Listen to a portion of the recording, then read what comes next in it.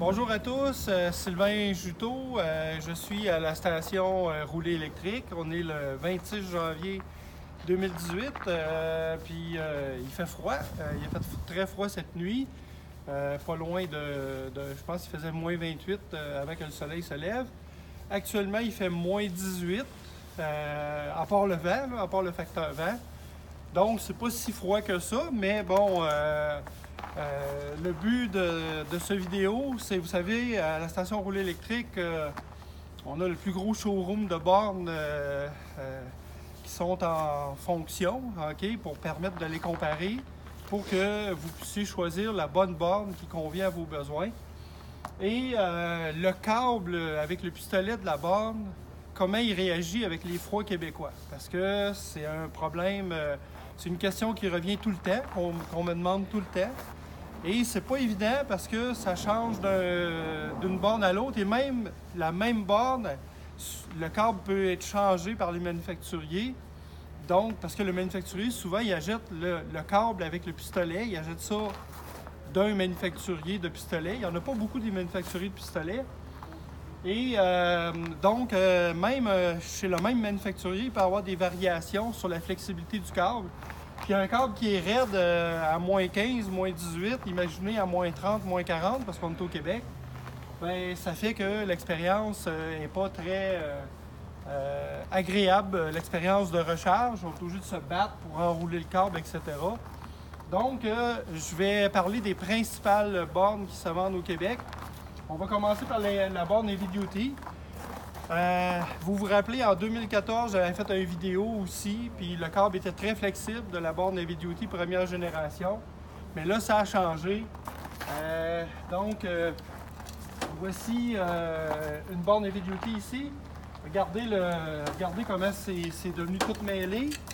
Et je peux vous dire que c'est très raide. Et le problème, c'est que c'est pas juste la raideur, c'est comme si les formes sont prises en mémoire.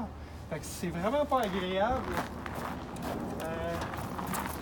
OK, c'est surtout quand on veut réenrouler, replacer le câble, que là, ben, c'est pas évident. On a besoin des deux mains, puis oups! OK, donc vraiment pour la borne Heavy Duty, en tout cas, c'est la nouvelle génération, puis c'est pas... en hiver, là, c'est pas agréable. C'est sûr, si vous êtes à l'intérieur d'un garage chauffé, ça va moins déranger. Mais pour l'extérieur, là, c'est vraiment pas agréable. La borne Tesla, ce qu'on appelle le wall connector de Tesla. Bon, premièrement, c'est un câble qui est plus gros parce que c'est une borne qui peut aller jusqu'à 80 ampères, alors que l'autre, c'est 30 ampères. Il est quand même assez raide, mais au moins, il ne garde pas sa forme. Donc, même quand il est froid, fait que ça va quand même assez bien. Vous allez voir, là, je vais le réenrouler.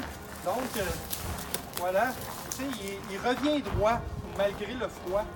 C'est comme s'il ne gardait pas en mémoire sa forme, ce qui est très bien. Donc, vous voyez, je suis capable de réenrouler sans que ça fasse trop de pretzel. Donc, voilà. OK. Mais il est quand même raide, là. Je ne dis pas que c'est le câble le plus parfait. On va aller une troisième borne. Ça, c'est le pistolet ITT, OK? Ça, c'est une borne, la e-Motorwork. C'est une borne qui peut aller jusqu'à 75 ampères. C'est californien, c'est un produit qui est fait en Californie. Et vraiment, le câble est raide. Il est très raide. OK? J'aime mieux le Tesla, en tout cas. Ça, je peux vous le dire.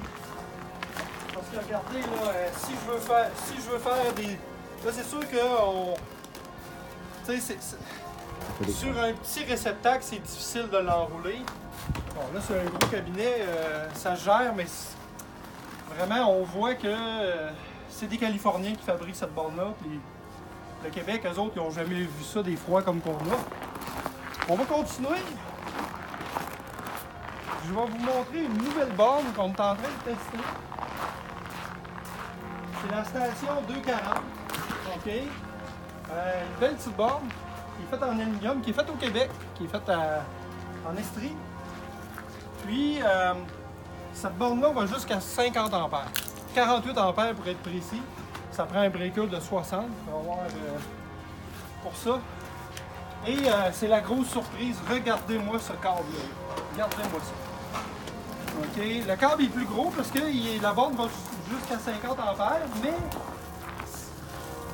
contrairement aux 30 ampères, le câble est hyper flexible. Regardez. Il n'y a rien qui est gelé. Hyper flexible. Regardez ça. C'est génial.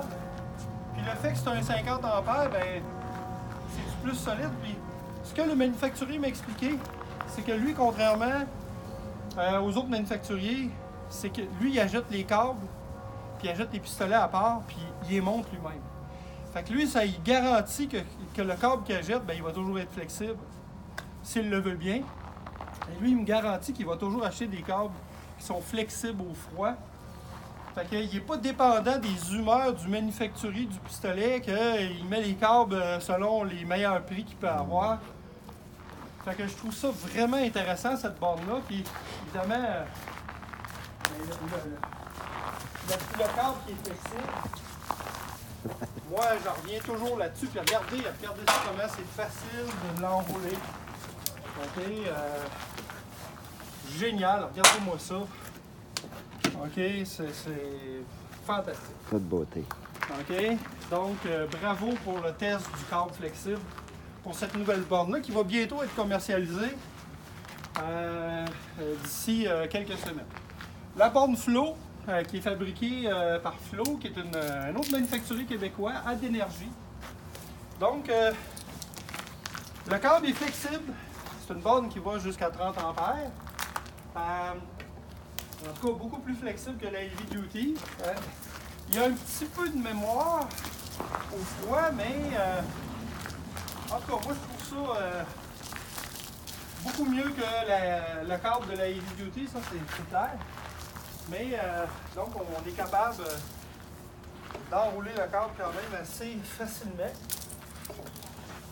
Et voilà. Donc, ce que j'ai su aussi, c'est qu'il y a certaines flots qui ont été vendues avec les pistolets ITT. Celui qu'on a vu tantôt sur la Motorwork, c'était des pistolets noirs, mais c'est ITT. Là. Au lieu d'être blancs, ils sont noirs. Et ils sont beaucoup plus raides, ces câbles-là. Fait qu'ils ont eu, je pense, 150 bornes qui ont été avec ces pistolets-là parce qu'ils ont manqué du pistolet Yazaki qui venait avec un câble plus flexible. Sauf que Adénergie Flow s'engage sur demande à remplacer le câble sans frais au consommateur. Donc, moi, j'ai validé avec le manufacturier et je vous le confirme. Donc, si vous voyez que vous avez une borne Flow et que c'est pas flexible comme celle chez Rouler Électrique, je vous invite à appeler le manufacturier et leur demander de changer leur câble. Donc, c'est très bien qu'ils honorent, qu'ils donnent ce service-là. C'est une preuve de leur service après-vente. Donc, on va aller voir une autre borne ici. Là, on a fait le tour de pas mal toutes les marques de pistolets et de bornes. Cette borne-là est fabriquée par Astria, qui est un autre manufacturier québécois à Québec, anciennement Doug Borné, Danny Saint-Pierre. Donc, le pistolet, c'est un Phoenix. Je crois que c'est américain, ce pistolet-là. Mais regardez, le câble est très flexible. Pas de problème avec le froid. Donc, bravo pour ce pistolet-là. C'est un très bon choix. Donc, c'est vraiment le conseil que je peux vous donner, c'est quand vous achetez une borne, assurez-vous de demander au manufacturier c'est quoi le pistolet, c'est quoi le câble. Faites-vous donner des garanties que si jamais il est pas flexible, qu'ils peuvent vous le changer, ou etc. Parce que une fois que votre borne est installée, ben, je m'excuse, là, le Québec, on a 6 mois d'hiver par année, là, donc surtout cette année, là, je pense que c'est plus froid que la plupart des hivers. Donc en tout cas, ça fait le tour. Puis moi, je pense que c'est très important, la flexibilité du câble. Parce que c'est à tous les jours que vous vous branchez. Si vous êtes obligé de vous battre avec un câble qui est entortillé dans un pretzel à cause du froid, j'appelle pas ça une belle expérience de recharge. Puis quand ça se met à plier, puis tout ça, bien évidemment, le câble à l'intérieur peut casser aussi le cuivre qu'il y a dedans parce que ça raidit. Puis là, on se bat pour le déraidir, hein, pour déplier le câble. Puis c'est là que ça peut se mettre à casser.